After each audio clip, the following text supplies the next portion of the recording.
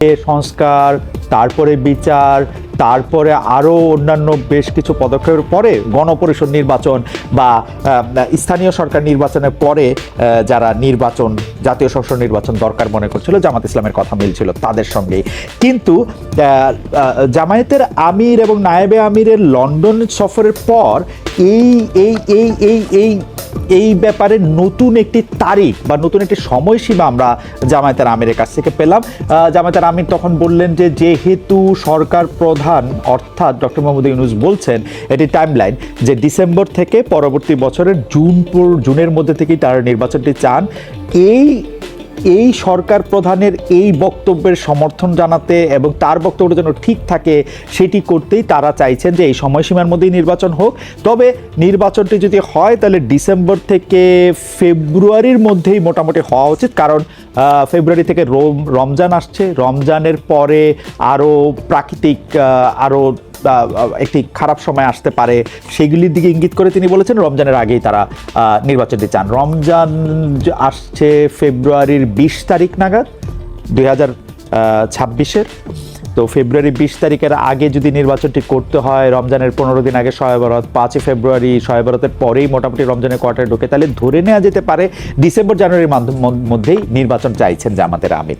তো তিনি ডিসেম্বর জানুয়ারির মধ্যে চাইলেন কেন? জামাতের সেক্রেটারি জেনারেল মিয়া গোলাম পারওয়ারের সঙ্গে আমার কথা হচ্ছিল, তাকে প্রশ্ন জানতে চাইলে তিনি বলেছিলেন যে আসলে সরকার প্রধানের যে বক্তব্য সেই বক্তব্যের প্রতি সমর্থন জানাতে এবং তিনি যাতে এটা করেন বা করতে পারেন সেই জন্য এইটা আসলে করা হয়েছে।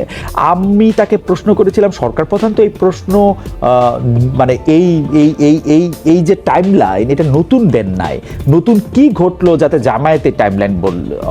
উনি পরিষ্কার করে কিছু বললেন না। কিন্তু আমরা যদি রাজনৈতিক বিশ্লেষকদের কথা আমলে নেই তাহলে ধরে নিতে পারি আগামী জাতীয় নির্বাচনে জামায়াতে ইসলামী এবং বিএনপির সাথে জোট করে তারা নির্বাচন না করলেও কোনো একটা সমঝোতা বা আসন ভাগাভাগি বা রাজনৈতিক পথের মধ্যে কোন জায়গায় মিল কোন জায়গায় অমিল সেই বিষয়ে কিছু আলোচনা অবশ্যই হয়েছে। যদি এই আলোচনা হয়ে থাকে, মানে বিএনপি এবং জামায়াতের মধ্যে যদি এই আলোচনা হয় যে আসন ভাগাভাগি নিয়ে, সংসদ কিভাবে পরিচালিত হবে সেটি নিয়ে, ভবিষ্যতে রাজনীতি কি হবে তা নিয়ে, তাহলে এটি ধরেই নেওয়া যেতে পারে যে বাংলাদেশে রাজনৈতিক আবহাওয়াটা এখন, রাজনৈতিক আবহাওয়া না, আমি রাজনৈতিক গতিপথটা, রাজনৈতিক লক্ষ্যটা এখন মোটামুটি পরিষ্কার। বিকজ জামায়াত এবং বিএনপি যদি কোনো একটা নির্বাচনের ব্যাপারে, ভবিষ্যতের রাজনীতির ব্যাপারে কোনো একটা সিদ্ধান্তে এসে পৌঁছে, আমি জামায়াতের নেতাদের বর্তমান কথোপকথনের ভিত্তিতে আমি এটি অন্ততপক্ষে আমার কাছে মনে হচ্ছে যে তাই হচ্ছে, তারা দুইজন একই একটি লক্ষ্য এখন দেখতে পাচ্ছেন। তো সেই লক্ষ্যটি দেখতে পাইলে বাংলাদেশের রাজনীতি কি হবে? আসলে আপনি দেখবেন যে 5 আগস্টের পরে 2024-এর 5 আগস্টের পরে জামায়াত এবং বিএনপি কিন্তু পরস্পর একটা খুবই যুযুধান অবস্থানে ছিল। মানে জামায়াত বিএনপিকে আক্রমণ করেছে, বিএনপি জামায়াতকে আক্রমণ করেছে, যদিও জামায়াত বলেছে তার আগে আক্রান্ত হয়েছে, তারপরে বিএনপিকে আক্রমণ হয়েছে। সেই আক্রমণ কিন্তু শুধু মুখের কথায় থেমে থাকেনি, সেই আক্রমণ মুখের কথার থেকে এটি একরকম গালাগালি পর্যায়ে বিএনপি জামায়াতকে কিছু কিছু ক্ষেত্রে মুনাফেক বলেছে, জামায়াত বিএনপিকে আরও মানে ওরকম স্মরণ করিয়ে দিয়েছে যে তাদের দলেও এরকম অনেক মানুষ আছে যাদের নিয়ে অনেক বেশি প্রশ্ন তোলা যায়। তারা চাঁদা নিয়ে প্রশ্ন তুলেছেন, চাঁদাবাজি নিয়ে প্রশ্ন তুলেছেন, বিগত বিএনপি সরকারের অবস্থান নিয়ে প্রশ্ন তুলেছেন, অনেক কিছু নিয়ে কথা অনেক দূর পর্যন্ত গড়িয়েছে। যা বলছিলাম মুখের কথায় থেমে থাকেনি, এটি গড়িয়েছে মাঠের মারামারি পর্যন্ত। কিছু জায়গায় ছাত্রদের মধ্যে, কিছু জায়গায় যুবকদের মধ্যে, কিছু জায়গায় আধিপত্যের বিস্তারকে কেন্দ্র করে জামাত ও বিএনপির মধ্যে লড়াই হয়েছে। সুতরাং এই লড়াই যদি এখন থেমে যায়, জামাত এবং বিএনপির মধ্যে যদি সমঝোতা হয়, তাহলে এই কথা বলেই দেওয়া যেতে পারে যারা আসলে জামায়াত বিএনপির কথা শুনবেন না বা জামায়াত বিএনপির যৌথ কথা শুনবেন না, সেটা নির্বাচনের ডেটের ব্যাপারে হোক, সেইটা আর অন্য কোনো প্রসঙ্গে হোক, তাদের আলোচনা বা তাদের এই বক্তব্য আর ধোপে টিকবে না। জামায়াত এবং বিএনপি একসাথে নির্বাচন চাইলে এই সরকারের পক্ষেও এই নির্বাচনকে আরও অনেক বেশি লেট করার সম্ভাবনা সেইটিও একরকম বলে দেওয়া যায়। গত কয়েকদিন ধরে আমরা হঠাৎ হঠাৎ করে যে ডক্টর ইউনূস সরকারকে 5 বছর চাই, ডক্টর ইউনূসকে 5 বছর দেখতে চাই, ডক্টর ইউনূসকে এই সরকার প্রধান হিসেবে দেখতে চাই, ডক্টর ইউনূসকে কোনো না কোনোভাবে দেখতে চাই, এগুলি যে বারবার দেখছিলাম, এরও মোটামুটিভাবে একটাই কারণ, যে অনেকে হয়তো মনে করেছিলেন যে জামায়াত এবং বিএনপি যেহেতু পরস্পর একটু দ্বন্দ্বের মধ্যে আছেন, তো সেই দ্বন্দ্বকে কাজে লাগিয়ে এখন নির্বাচনটিকে একটু পেছানো যেতে পারে। যেহেতু এখন মনে হচ্ছে যে নির্বাচন হলে বিএনপি ক্ষমতায় আসবে, তাহলে বিএনপিকে ক্ষমতা থেকে দূরে রাখার কিছু প্রক্রিয়া নেওয়া যেতে পারে এবং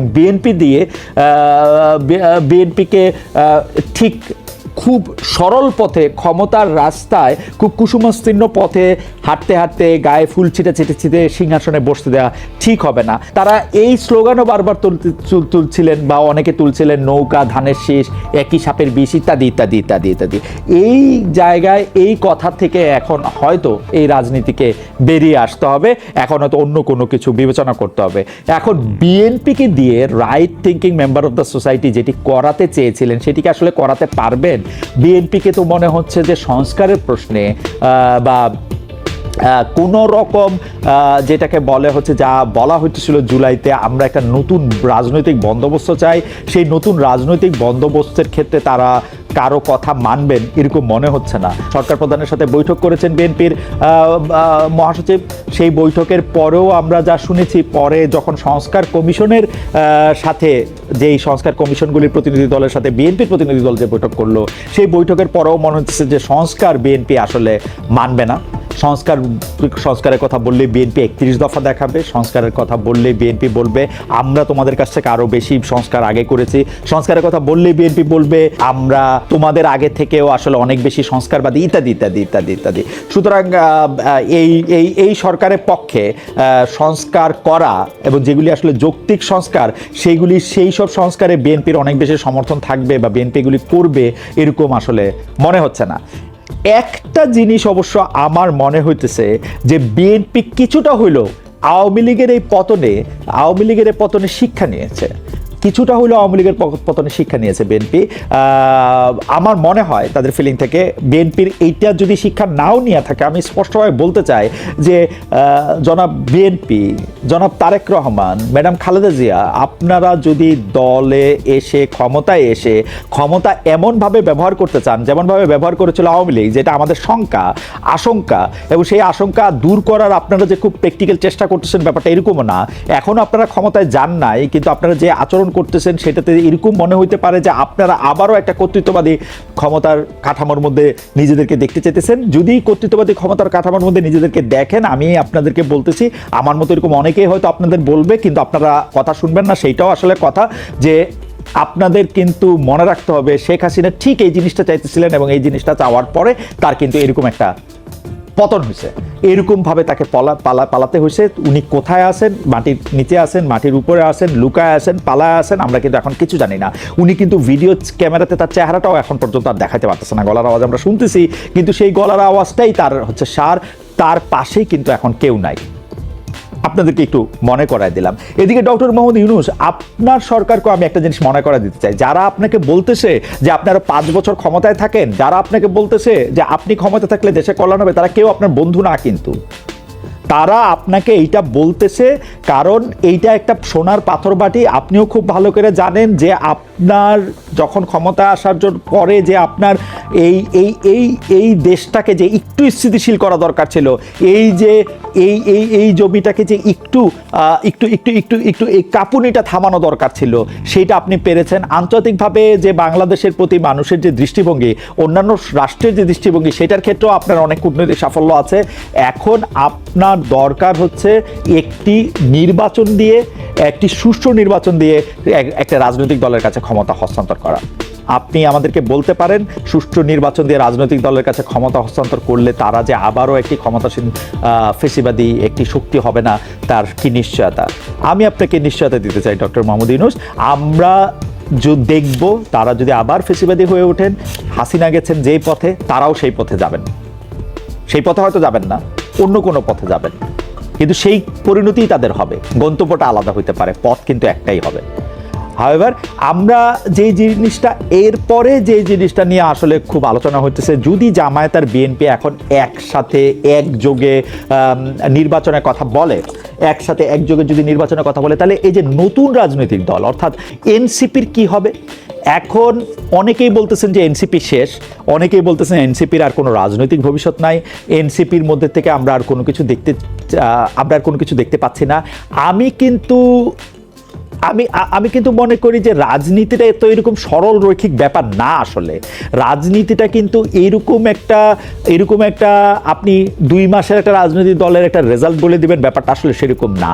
আপনারা কিন্তু মনে রাখতে হবে, আমাদের সকলকে এই কথা মনে রাখতে হবে, এই এনসিপি নামক রাজনৈতিক সত্তাটা তারা আসলে একটা দীর্ঘদিন ধরে প্রতিষ্ঠিত একটা ফেসিবাদী সরকারকে গেড়ে থাকা অবস্থা, একটা ফেসিবাদী সরকারকে যারা 2041 সাল পর্যন্ত থাকবে কমপক্ষে এই ব্যাপারে নিশ্চিত ছিল, তাদেরকে শুধু সরানোই হয় নাই, তাদের নাম নিশানা, তাদের কুকীর্তিগুলি অনেকাংশেই সবসময় মনে করায় দেওয়ার জন্য জুলাই আগস্ট নামক একটা স্পিরিট তারা আমাদের মধ্যে দিয়েছে। এখন তাদেরকে কি আমরা একবারে বাদ দিয়ে দিব? রাজনীতির মাঠে কি আমরা শুধু বিবেচনা করব ভোটের সংখ্যা দিয়ে, বা তারা আসলে ভোটে গেলে কেউ তাদেরকে ভোট দিবে না, কেউ তাদের সাথে থাকবে না, এরকম একটা কথা আমরা বলে দিব? আমার কাছে মনে হয় না এটা উচিত হবে। আমার কাছে বরং মনে হয় বিএনপি, জামায়াতে ইসলামী বা যারাই দল গঠন করুক, এই এনসিপি বা এনসিপির এই তারুণ্যের শক্তিটাকে তাদের ব্যবহার করা উচিত, এবং এই শক্তিটাকে কেন্দ্র করে যে আরেকটা বড় শক্তি হয়ে উঠছে, এটা রাজনৈতিক বলয় হিসেবে সেটাকে ব্যবহার করা উচিত। আমি মনে করি যে কোনোভাবেই বিএনপির এই রাজনীতিটা আমার কাছে খুব ভুল রাজনীতি মনে হয়। যদিও আমি মনে করি এনসিপি যদি তাদেরকে ইনস্টিগেট করেও থাকে, তারপরও এই বিএনপির এই রাজনীতিটাকে আমার খুব ভুল রাজনীতি মনে হয়, যে তারা এনসিপিকে প্রতিপক্ষ ধরে নেবে। বিএনপির আসলে এনসিপিকে প্যাট্রন করা উচিত, তাদেরকে পথ দেখানো উচিত, তাদের সাথে বেশি করে কথা বলা উচিত, দরকার হলে তাদেরকে ক্ষমতার ভাগ দেওয়া উচিত। এটি আমি স্পষ্টভাবে মনে করি। আমি আবারও বলি যে এই প্রশ্নগুলি কিন্তু এখন আছে, যে এনসিপি আসলে এখন কোন পথে যাচ্ছে, এনসিপি কি তার মধ্যপন্থাকে ডিফাইন করতে পেরেছে, এনসিপি কি অপ্রাসঙ্গিক হয়ে পড়েছে, এনসিপি কি শেষ পর্যন্ত কোনো বড় দল হতে পারবে? আচ্ছা, এনসিপি বড় দল হতে পারবে কি পারবে না, সেটার আগে একটা বিষয় আসলে একটু দেখা দরকার। আপনি খেয়াল করলে দেখবেন, এই সরকার যা কিছু ভালো করে তার কৃতিত্ব যায় হচ্ছে ডক্টর ইউনূসের কাছে, আর যা কিছু খারাপ করে তার দায় পড়ে হচ্ছে এনসিপির ঘাড়ে এসে। এবং এনসিপি দেখেন, এনসিপি একটা রাজনৈতিক দল হিসেবে তার যে মুখ্য রাজনৈতিক নেতা, অর্থাৎ এখন পর্যন্ত যিনি আহ্বায়ক আছেন জনাব নাহিদ ইসলাম, তাকে কিন্তু তারা কেন্দ্রে রাখতে পারে নাই। তারা এক একজন এক এক জায়গা থেকে কথা বলে, 8 জায়গা থেকে 9 জন কথা বলে, এবং বিভিন্ন সময় বিভিন্ন কথা বলে একটা কেমন জানি একটা পরিস্থিতি সৃষ্টি করে। একজন একটা বিরাট অফিসে বসে ঘোষণা দেয়, দেখেন আমার নতুন অফিস। আরেকজন এক জায়গা থেকে কয়েকশো গাড়ি নিয়ে এসে এটা করে, আরেকজন এটা করে, মানে অদ্ভুত। আরেকজন আবার ফেসবুকে চিঠি দেয়। এই ব্যাপারগুলি মনে হয় এনসিপির একটু ঠিক করা দরকার। আপনি হাসনাত আবদুল্লাহর কথাই ধরেন, এনসিপির একজন মুখ্য সংগঠক, তিনি বললেন রয়ের স্টেশন হেডের সঙ্গে মিটিং করে তাদের প্রেসক্রিপশন নিয়ে এসে বাংলাদেশের রাজনীতি চলবে না। 17 এপ্রিল বৃহস্পতিবার ফেসবুকে এরকম একটা পোস্ট দিয়ে এক বাক্যে আসলে অনেক কিছু বলতে চেয়েছেন মুখ্য সংগঠক হাসনাত আবদুল্লাহ, কিন্তু প্রশ্ন হলো তিনি এইরকম এনিগম্যাটিক ভাবে কথা বলেন কেন? মানে র স্টেশন হেড এই কথা তিনি বলেন, মানে র স্টেশন হেডের সাথে কেউ একটা কথা বলছে, এটা উনি মিন করেন। তো তিনি পরিষ্কার করে বললে, মানে উনি পরিষ্কার করে বললে অসুবিধা কি? নিশ্চয়ই পরিষ্কার করে বলবেন 2 দিন পরে। তার আগে তিনি আবার একটু যে দেখেন, এই রাজনীতি, এই কৌশলটা অনেকেই আবার এটা পছন্দ করেন না। অন্তর্বর্তী সরকারের অনেক সিদ্ধান্তেই যে সমন্বয়কদের প্রভাব কমে এসেছে, অনেকে মনে করছেন এই একটি বাক্য দিয়েও সেটি আঁচ করা যায়। মাঠের রাজনীতিতে এনসিপির জনসমাগম কম হচ্ছে, বিকল্প হিসেবে সোশ্যাল মিডিয়ায় এক ধরনের আওয়াজ দেওয়ার প্রবণতা হিসাবে এই পোস্ট সহ আরো কিছু পোস্ট আমরা দেখতে পাচ্ছি। ডক্টর ইউনূস ও মোদির সাম্প্রতিক বৈঠক নিয়ে এনসিপির কেউ একে ইতিবাচক বলছেন, কিন্তু এই পোস্ট থেকে আবার বিপরীত ধারণাও পাওয়া যেতে পারে। সেই বিপরীত ধারণাটা এক ধরনের, আমি কি বলবো, এক ধরনের ষড়যন্ত্রের আভাস দেয়। কিন্তু সারাটাক্ষণ এনসিপি, আমি শব্দটা বলবো কিনা, এই শব্দগুচ্ছ আমি ঠিক শব্দগুচ্ছ না, এটা আমি বলবো কিনা এটা আমি নিশ্চিত হতে পারতেছি না, তাও আমি কোট আনকোটের মধ্যে রাখি। এনসিপি কি দিনে দিনে আরো বেশি ক্রাইবেবি হয়ে উঠছে? মানে আমাদের বিরুদ্ধে ষড়যন্ত্র হচ্ছে, আমাদেরকে দাঁড়াতে দিচ্ছে না, বিএনপি আর আওয়ামী লীগ এক হয়ে এই ধরনের কথা বলছে, বিএনপি এবার আসলে আওয়ামী লীগের সাথে এক হয়ে মাঠে নামতে চায়, আমরা যত কথা বলবো, আমাদেরকে যত শিষ্টাচার শিখাবেন তত আওয়ামী লীগের মিছিল বড় হবে। মানে মানে একটা নতুন রাজনৈতিক বন্দোবস্ত মানে যদি হয়, সেনাবাহিনীকে, ক্যান্টনমেন্টকে, সেনাপ্রধানকে, বড় রাজনৈতিক দলকে, বিএনপিকে, জামায়াতকে, সকলকে প্রতিপক্ষ বানানো, সাংবাদিকদের প্রতিপক্ষ বানানো, সেটা আসলে কি ঠিক রাজনীতি? আমি এত এত এত ভালো রাজনীতি বুঝি না, কিন্তু জনাব হাসনাত আব্দুল্লাহ, আপনি এই ব্যাপারটা নিশ্চয়ই আরও ভেবে দেখবেন, জনাব নাহিদ ইসলাম আপনিও। আজকে একটা ইন্টারেস্টিং ফেসবুক পোস্ট দেখলাম, জনাব ফয়েজ আহমেদ তাইয়েবের, যিনি এখন প্রতিমন্ত্রী মর্যাদায় এই সরকারের সঙ্গে আছেন, তিনি বলেছেন যে তিনি আসলে বিদেশে যাওয়া প্রসঙ্গে বলেছেন যে জনাব নাহিদ যতদিন সরকারে ছিলেন তিনি একবারও বিদেশে যান নাই, আর ফয়েজ আহমেদ তাইব একদম নিতান্ত দরকার না হলে বিদেশে যান নাই, মাত্র 2-3বার বিদেশে গেছেন। এটি দিয়ে তিনি আসলে জনাব ফয়েজ আহমেদ তাইব আপনি কি বুঝাতে চাইলেন? বিদেশে যাওয়া কি অপরাধ? তাহলে যারা 100 বার করে বিদেশে যাইতেছে, আপনি দেখবেন আপনার চারপাশে অনেক মন্ত্রণালয় আছে, অনেক উপদেষ্টা আছে, তারা কি অন্যায় করতেছে? আপনি কি এইটা মিন করলেন? কি বুঝাইতে চাইলেন আপনি? এই জন্য আমি আসলে বুঝি না, এনসিপির ভিতরে বাহিরে আমি এখনো বুঝি না। এই ধরেন জনাব মাহফুজ, তিনি এখন সরকারে আছেন, উপদেষ্টা আছেন, জনাব আসিফ মাহমুদ সজীব ভুঁইয়া, তিনি সরকারে আছেন, উপদেষ্টা আছেন, তারা কি এনসিপিটাকে বুকের মধ্যে নিয়ে সরকারে বসে আছেন? এনসিপির সাথে কি তারা মানে সম্পর্ক একেবারে ছিন্ন করেছেন? নাকি এনসিপি করবেন বলে নাহিদ ইসলাম বেরিয়ে আসলেন, আসিফ মাহমুদ সজীব ভুঁইয়া কি আর মাহফুজ সাহেব কি আর এনসিপি করবেন না? নাকি তারা হঠাৎ করে একবার এসে বলবেন এখন আর আমরা সরকার না, এখন আমরা এনসিপি? এই জিনিসগুলি তো আসলে পরিষ্কার করা দরকার, তাই না? আপনারা এগুলি পরিষ্কার করেন, আপনাদের রাজনীতিটা পরিষ্কার করেন, আপনাদের অবস্থানটা পরিষ্কার করেন, আপনাদের মধ্যপন্থাটা আপনারা বলেন, এটা ভালো হবে আপনাদের জন্য। ওই কতজন ফেসবুক ইনফ্লুয়েন্সার আপনাদের হয়ে গালি দিচ্ছে, বকা দিচ্ছে, ডক্টর ইউনূসকে চাচ্ছে বা আপনাদেরকে চাচ্ছে, বিএনপিকে গালি দিচ্ছে, জামায়াতকে গালি দিচ্ছে, এটা দিয়ে কিন্তু আসলে মানে আপনারা জানেন আমি কি বলতেছি, তাই না? ফেসবুকে লাইক, শেয়ার, ভিউ গুইনা ভোটের রাজনীতিতে উতরানো যাবে না, এটা আপনাদের বুঝতে হবে। বিএনপি যখন ডিসেম্বরে ভোটের দাবিতে সোচ্চার, তখন নাহিদ বলেছেন প্রশাসন, আমি আবার বলি কথাটা, চলতি ডিসেম্বরে, মানে আপনাদের কথাবার্তা আপনারা দেখেন, এই চলতি ডিসেম্বরে ভোটের দাবিতে বিএনপি যখন সোচ্চার, তখন এনসিপির আহ্বায়ক নাহিদ ইসলাম বলতেছেন প্রশাসন বিএনপির পক্ষে, তাই এই প্রশ্ন দিয়ে নিরপেক্ষ ভোট সম্ভব না। এর মানে এনসিপি কি মনে করে? আচ্ছা, নাহিদ ইসলাম কি মনে করে কথাটা বললেন? প্রশাসন বিএনপির পক্ষে মানে কি? প্রশাসন বিএনপির পক্ষে মানে কি ডক্টর ইউনূস বিএনপির পক্ষে, আসিফ মাহমুদ সজীব ভুঁইয়া বিএনপির পক্ষে, জনাব মাহফুজ বিএনপির পক্ষে? মানে কে বিএনপির পক্ষে? মানে বিএনপির পক্ষ হওয়ার জন্য কে মানে অপেক্ষা করতেছে? এবং কেন বারবার এনসিপি বিএনপির তার প্রতিপক্ষ করে তুলতেছে?